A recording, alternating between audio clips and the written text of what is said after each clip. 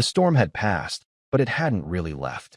It hung in the air, in the smell of soaked wood and diesel, in the silence between hammer blows, in the way people moved as if afraid the wind might come back if they stopped for too long.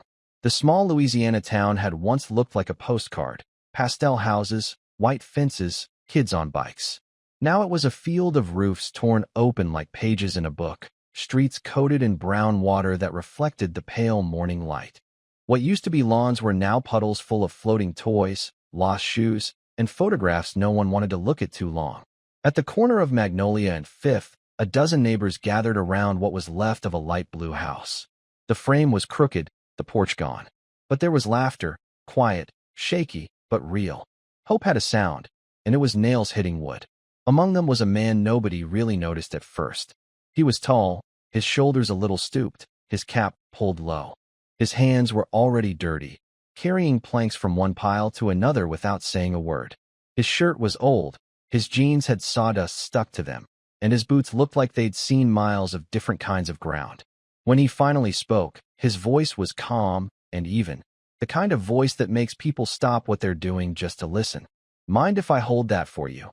he said, reaching for a loose beam that a woman was struggling to lift. She smiled, half surprised. "You sure you know what you're doing?" He grinned softly. "Not my first build." They worked side by side, passing tools, cutting boards, fitting pieces together like a puzzle only faith could solve. There was no small talk, no introductions. In a place where everyone had lost something, names didn't matter as much as hands that helped. When the sun climbed higher, they broke for water. The man sat on a cinder block, looking out across the wreckage.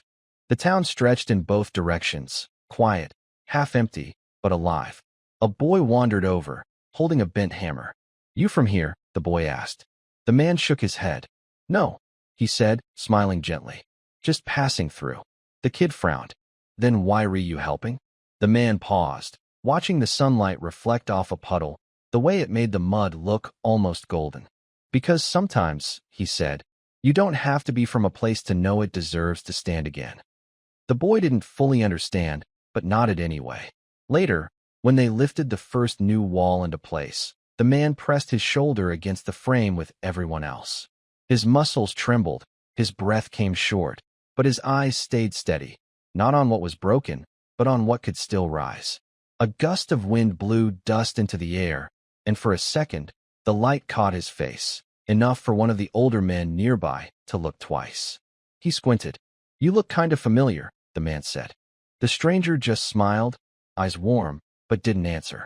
And when the hammering started again, his voice joined theirs, deep, steady, like someone who'd spent a lifetime believing that fixing things was the only kind of power worth keeping. By the next morning, the sun came up heavy in gold, spilling over the broken rooftops like it was trying to apologize for what the storm had done. The air still smelled like mud and salt, but now there was something else in it: sawdust, paint, breakfast frying somewhere in the distance. The sound of rebuilding had become the heartbeat of the town. The man in the faded cap was already there before most of the volunteers arrived. He worked the way people pray, quietly, with purpose. His palms were blistered, his shirt stuck to his back, but he didn't slow down. Every nail he drove in seemed to steady not just the wood, but the people around him. When the others showed up, they waved to him like an old friend, even though none of them knew his name. That's how it was after the storm. You didn't need to know who someone was to know who they were.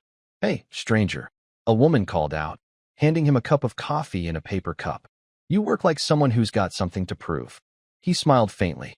"Maybe I do. Maybe I just owe a little." "Oh, who?" He looked at the half-built frame of the house and said softly, "Everyone who ever handed me a second chance." The woman didn't press. In towns like this, everyone had a story that didn't need explaining. Later that day, a small pickup truck pulled up. A boy jumped out, maybe 10 or 11, holding a toolbox bigger than his arms. "Dad said I could help today," he shouted. The stranger crouched down beside him.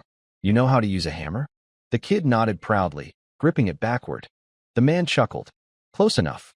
They worked together for hours, the boy holding nails, the man steadying the boards. At one point, the boy asked, "You build houses for a living?" "Not anymore," he said. "But I used to help people find the ground to build on." The boy didn't get it, but he liked how it sounded. When noon came, They all sat under a half-rebuilt porch for shade. The boy's father, a man with weathered hands and eyes that had seen too many hurricanes, said, "You know, it's strange. I keep feeling like I know you from somewhere." The man took a sip of water, his eyes distant but kind. "Maybe you do. Maybe we've just built the same kind of walls before." The father nodded slowly, as if that was enough of an answer. By afternoon, they'd lifted the last support beam into place. Everyone cheered, tired, sweaty, smiling. The man in the cap stepped back, wiped his brow, and looked at what they'd made. It wasn't much yet, 4 walls, a roofline, a promise, but it stood straight. He whispered to himself, "That's how hope sounds, like a hammer that doesn't quit." No one heard him. They were too busy clapping, laughing, alive again. And as he looked at their faces, he felt it, the quiet truth that some of the best things a man can do are the ones no one will ever credit him for. That evening, the town fell into the kind of silence that only comes after exhaustion, the peaceful, heavy quiet of people who've given everything they had that day. The air was still warm, buzzing faintly with crickets, the smell of rain long gone, replaced by smoke from a nearby grill and the faint sweetness of blooming magnolia trees that somehow survived the storm. The man in the baseball cap sat on the back steps of the half-built house, his elbows resting on his knees, watching the horizon turn from gold to ash. Around him, the others were packing up, someone laughing softly, someone humming a hymn out of habit. The boy from earlier waved goodnight and ran home, leaving a trail of muddy footprints across the dirt. He stayed behind. He always stayed behind. From his pocket, he pulled out a small notebook, edges curled, pages damp. Inside were lists, names of people he'd met, words that meant something once. Listen, help quietly, stay humble. He turned a page and drew a small square, the shape of the house they were rebuilding. Under it, he wrote just one word, hope. A woman's voice broke the silence. "You writing poetry or blueprints?" He looked up and saw the same woman who'd given him coffee that morning. She had her jacket tied around her waist, hair pulled back, face streaked with sawdust. She was holding a tray of cornbread and a half-empty thermos. "Neither," he said with a smile. "Just reminders." "Reminders of what?" He paused before answering.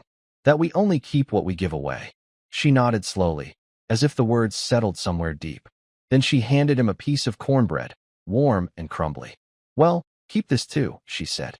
He took it, broke it in half, and handed one piece back. Only fair. They ate in silence, watching the streetlights flicker on one by one. A truck rumbled in the distance, and a dog barked somewhere down the block. For a moment, the world felt healed, just a little. The woman studied him for a long moment. "You talk like a teacher," she said. He laughed softly. "I used to be, in a way." "Before what?" He looked down at his hands, rough, cracked, streaked with paint. "Before I forgot that doing is louder than speaking." She didn't ask more. Instead, she said, "Tomorrow we start early. The roof goes up." "I'll be here," he said. "Wouldn't miss it." When she left, he looked at the notebook again, then slipped it back into his pocket. The stars were out now, faint but steady. He whispered into the quiet, more to himself than to the sky, "You don't need a title to serve." Then he leaned back against the wooden frame behind him, a wall still bare, but standing, and closed his eyes, letting the hum of the night wrap around him like a prayer made of work and sawdust. By the 4th day, the street no longer smelled like loss. It smelled like wood, paint, and breakfast. The town had learned to hum again, generators, laughter, the rhythmic knock of nails like a heartbeat under the sun. He arrived just as the first streaks of light spilled over the rooftops. The cap was the same, the shirt older now, stained with a week's worth of work. He carried a new hammer in one hand and a bag of nails in the other, bought quietly at a nearby hardware store before dawn. The man at the counter had said, "You sure you need all that?" He'd smiled, "Maybe not, but someone will." When he reached the house, the family was already waiting. Mother, father, boy, and a few neighbors who'd begun to bring food, music, stories. The place wasn't finished, but it stood. The walls framed the morning light, and that was enough to make it beautiful. He helped the boy climb a ladder, steadying it with one hand. "You're not afraid of heights, are you?" he asked. The boy grinned. "Not when someone's holding the ladder." He laughed softly. "That's how it works in life, too." Later, while everyone took a break, the man sat in the shade, sipping from a bottle of water, watching them. The mother was painting the front door, humming to herself. The father was talking to a neighbor, pointing at the garden plot he planned to restore. There was joy again, small, fragile, but real. The woman with the coffee sat down next to him. "You know," she said, "folks around here started calling you the quiet builder. Nobody knows where you came from, but everyone's glad you did." He smiled. "I still on the family. If they've got their house back, that's all that matters." "You planning to stay for the finish?" she asked. He looked at his hands, blistered, rough, honest. "No," he said gently. "I think they can take it from here." The wind shifted, carrying the smell of wet wood and something sweet, maybe pie, maybe hope. He closed his eyes for a moment, letting the noise of rebuilding wash over him. He didn't know if anyone would ever realize who he was, and it didn't matter. Because in that moment, watching a family reclaim their home, he understood something simple. There's a kind of leadership that doesn't need a microphone, only a hammer, a sunrise, and enough faith to start again. By noon, the sun hung straight overhead, burning the streets into silence. Even the cicadas seemed too tired to sing. The small team took refuge under the shade of the half-finished porch, where the air smelled like sawdust and sweat and faint traces of paint. He sat with them, cross-legged on the wooden steps, his shirt clinging to his back, his palms calloused and raw. The boy sat beside him, holding the hammer he'd been using since morning, his small hands trembling from effort. "You did good work today," the man said quietly. The boy grinned, shy and proud. "My dad says it's not done until it looks like home." The man nodded. "He's right. But sometimes home isn't what it looks like. It's what it feels like when you build it." The boy thought about that for a moment, squinting up at the sunlight filtering through the gaps in the wood. "So you build homes for people?" The man smiled faintly. "Not exactly. I just help them remember they can build it themselves." A light breeze swept through the yard, lifting the smell of fresh-cut pine. Across the street, the woman with the coffee was hanging laundry on a temporary line between two trees. She waved, and he waved back, then looked down at the dirt road stretching out ahead, cracked, uneven, but passable. The father joined them on the porch, carrying 2 mason jars of sweet tea. He handed one over. "You've been out working all of us," he said. "Not true," the man replied. "You're the one who's staying." The father chuckled. "Fair enough. You know, when the storm hit, I thought we'd lost everything. But seeing this, it's like getting to start the story over." The man raised his jar slightly. "Then here's to second drafts." They sat together in silence, drinking, watching as the boy ran down the steps to chase a piece of tarp caught in the wind. "You sure you won't stick around?" the father asked after a while. The man hesitated. "Places like this don't need someone like me forever. They just need to know they can do it without me." The father studied him for a moment, brow furrowed as if something in that voice itched at his memory. "You ever work in politics?" he asked carefully. The man smiled, setting the jar down. "Once," he said softly. "Long ago. But now I just build houses." The father chuckled, shaking his head. "Well, whatever you used to do, I'd vote for this version of you." The man laughed quietly, a sound both humble and tired. "This version doesn't run for anything," he said.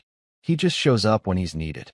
And as the sunlight slid lower across the street, painting the half-finished walls in gold, he thought to himself, maybe that's all anyone should ever try to be. Someone who shows up when the world needs rebuilding. The next morning began with the low hum of generators and the smell of pancakes drifting from a neighbor's porch. The storm was now only a story, one that people told while pouring coffee, glancing at the rebuilt homes as if to remind themselves it was real. He arrived early again, walking the dirt road with his sleeves rolled up and a quiet kind of calm around him. The boy spotted him first. "You came back." The man smiled. "You sound surprised. I thought maybe you were done helping." He looked at the house, half-painted, roof finished, windows still missing. "A house isn't done until it's ready for laughter," he said. "And I don't hear enough yet."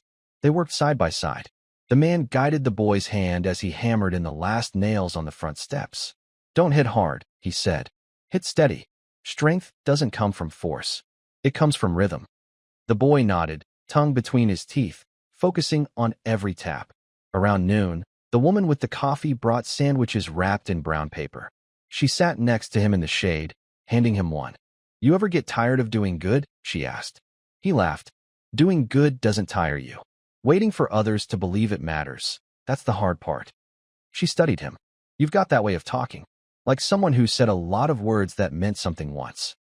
He looked down at his hands. Words only mean something if they build. The afternoon stretched slow and golden. The neighbors played an old radio, its signal fading in and out with country music and laughter. Children rode bicycles down the street again. Someone was grilling. He stood by the fence, looking out at it all, the small, ordinary life returning one nail, one meal, one smile at a time. It wasn't grand. It wasn't history, but it was enough. The father came over, wiping his hands. "You've done more than you know," he said. The man shook his head. "No, I just gave people a reason to remember what they can do." The father smiled. "Well, that's leadership if I've ever seen it." He chuckled softly. "Not anymore. Leadership's just a fancy word for listening with your sleeves rolled up." When evening came, they sat on the new porch, watching the sunset burn through the last bits of cloud. The boy leaned against the railing, proud and quiet. "You know what's crazy?" he said. "You don't even live here, but it feels like this house belongs to you too." The man looked at the glowing sky, at the family beside him, at the nails still warm from the sun. "No," he said softly. "It belongs to everyone who believed it could stand again." And as the light faded, he thought, that's the secret no title, no speech, no office ever teaches you. The best kind of change doesn't wear a suit. It wears work gloves. By the seventh day, the house finally looked like a home. The roof gleamed under the noon light. The walls were painted a soft yellow, and the sound of a door closing echoed like something sacred, the sound of safety returning. The boy had painted a shaky heart on one of the beams before they sealed the wall. "So the house remembers," he said. No one corrected him. The man spent most of that morning fixing the last details, trimming, cleaning up, tightening what the storm had loosened. He moved with quiet precision, like someone who'd built more than just houses before, someone who knew how to rebuild trust. When the family invited him to lunch, he tried to refuse, but the father insisted. "You've earned it, mister," he said, placing a chair at the head of a small wooden table set up outside. They ate simple food, fried chicken, biscuits, sweet tea. The mother kept saying thank you, until the man finally laughed. "You don't have to thank me," he said gently. "The thanks is in the living. You made this place come back to life." The boy looked at him with curiosity. "You talk like one of those people from TV." His father chuckled. "Yeah, with those calm words that make you think." The man smiled, shaking his head. "Nah, I used to talk too much. Now I try to build more and speak less." The father leaned back, studying him more closely now. "You ever been here before the storm?" The man paused for a moment, gaze drifting toward the horizon. "No," he said, "but I've been in a lot of storms." They didn't ask what he meant. Some answers didn't need explaining. After lunch, while everyone rested, he walked a few blocks down to where the church once stood. Only the steeple remained, bent but still pointing upward. He stood there for a long while, the wind tugging at his sleeves. A little girl passed by, carrying a box of nails twice her size. "You helping too?" he asked. She nodded. "Daddy says everyone helps. Even God, but he takes longer." The man smiled, eyes soft. He just wants to make sure it lasts. When he walked back, the boy was waiting on the porch. "You leaving soon?" He stopped. "Why do you think that?" "Because you've fixed everything," the boy said simply. "People like you don't stay." The man crouched to meet his eyes. "You're wrong about that," he said gently. "People like me stay in the things they fix." He tapped his chest.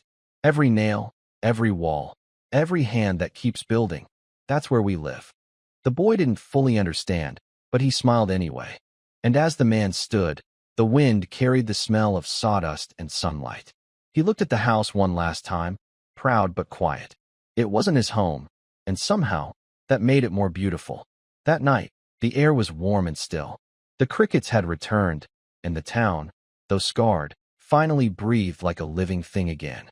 Streetlights glowed faintly against the damp asphalt, and laughter floated from porches, fragile but steady, like a hymn rebuilt from memory.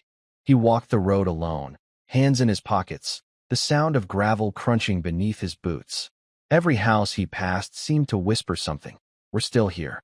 The windows flickered with yellow light, silhouettes moving inside. Families eating, talking, rebuilding lives in small, quiet ways. When he reached the blue house, he stopped. The porch light was on, and the boy sat on the steps, holding a small flashlight, sketching something in a notebook. "You don't sleep much, huh?" the man said, stepping closer. The boy looked up and grinned. "Neither do you."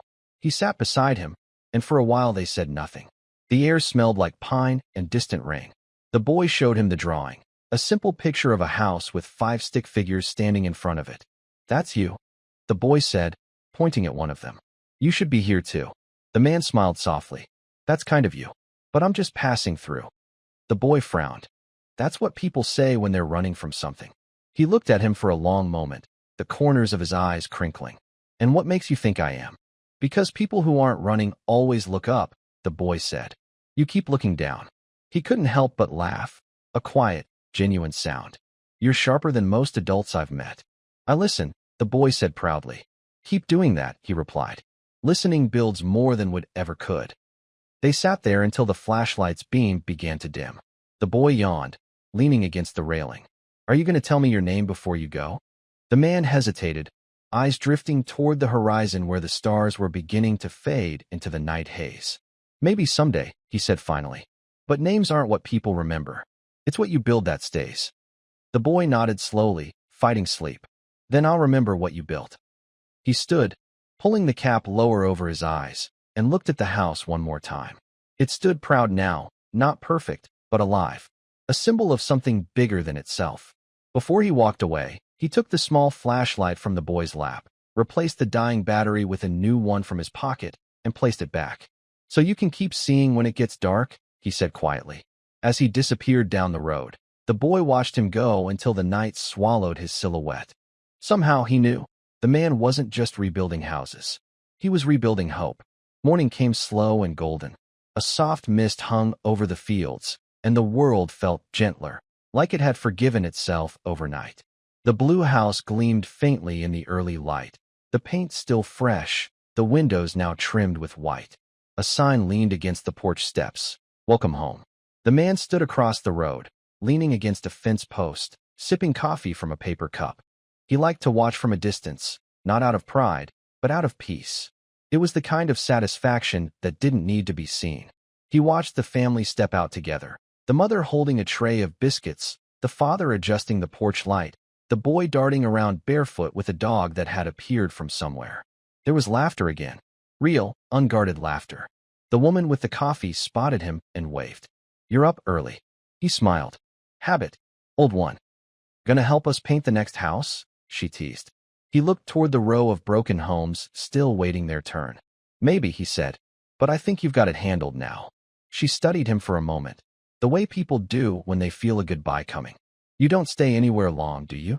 He shook his head gently. "Never been my gift. I show up, I help, then the world calls me somewhere else." "Sounds lonely." He glanced at the blue house, the boy's laughter echoing down the street. "Not when you leave a little piece of yourself behind." They stood together in silence, watching as the family hung a small wooden cross over the door. The man felt something loosen in his chest, a knot that had been there for years. Maybe since the first time he'd led, spoken, built, and lost. "Funny thing," he said softly. "When you stop trying to change the whole world, it finally lets you change a little piece of it." The woman smiled. "And sometimes that's enough." He nodded, finishing the last of his coffee, then crushed the cup in his hand. "Sometimes," he said, "it's everything." The boy noticed him across the road and ran over, clutching something in his hand, a small, unevenly cut piece of wood with a few words carved into it. "Thank you for the light." The man took it, his throat tightening. "You made this?" The boy grinned. "I used your knife." "Sorry." He laughed softly, brushing his thumb over the shaky letters. "Don't be. You used it right." The boy tilted his head. "You coming back tomorrow?" The man looked toward the horizon, wide, open, endless. "Maybe not tomorrow, but you'll see me again." "Where?" He placed a hand over the boy's heart. "Wherever something needs building." The boy smiled, though he didn't fully understand. As the man walked away, the woman called after him. "Hey, what do we call you anyway?" He turned, the sun lighting the edges of his face beneath the cap. "Just a neighbor," he said, and smiled. Then he disappeared down the road, leaving behind nothing but footprints, sawdust, and a small piece of wood that now hung by the door, a quiet reminder that sometimes the kindest leaders build without ever signing their work. By the 10th day, the town had settled into a rhythm again, a quiet, sturdy kind of life that only comes after chaos. The sound of hammers had faded into birdsong, and where piles of debris once stood, now stood gardens, laundry lines, and laughter. The blue house looked complete. Curtains fluttering in the open windows, a wreath on the door, flowers planted in chipped buckets that somehow looked perfect there. The man walked by slowly, taking it all in. He didn't stop, didn't knock. He just looked, proud, calm, unseen. That was enough. Down the street, the woman with the coffee was sweeping her porch. "You're really not going to stay, are you?" she called out. He smiled faintly. "If I stayed everywhere I helped, I'd never leave." She leaned on her broom. "World could use a few more who don't leave." He nodded. "World could use more who stay and keep going." He reached into his pocket and took out the small wooden piece the boy had given him. "Thank you for the light." He ran his thumb over the carved letters, worn slightly from his touch. Then he placed it on the fence post by the road, under a patch of morning sun. A car slowed beside him, the boy's father behind the wheel. "You heading out?" The man nodded. "Yeah, roads are clear now." "Didn't even get to thank you right." "You did," the man said. "Every time you pick that hammer back up." The father smiled sadly. "You know, my kid's been talking about you nonstop. Says he's going to be someone who fixes things." The man looked toward the house, the boy now on the porch with his dog, waving. "Then I'd say my work here's done." He started walking, the dust rising beneath his boots. The town stretched behind him, alive again, roofs glinting in the sunlight, wind carrying the smell of breakfast and paint. As he passed the church ruins, he stopped for a moment. A group of men were lifting a new crossbeam into place. He raised a hand in quiet salute. One of them waved back without realizing who he was. He smiled, turned toward the open road, and whispered to himself, "That's the best kind of goodbye, the one no one has to say." Then he put his hands in his pockets and kept walking, disappearing into the bright, endless Louisiana morning. Not as a former president, not as a leader, not as a symbol, but simply as a man who built something that would outlast his name. By the time he reached the edge of town, the road had turned from pavement to dirt, lined with wildflowers that bent lazily in the wind. He stopped for a moment, taking in the view, rooftops shining in the distance, the faint echo of children laughing somewhere behind him. It didn't sound like the same place he'd first walked into. And that was the point. He found a fallen log by the roadside and sat for a while, stretching his tired hands.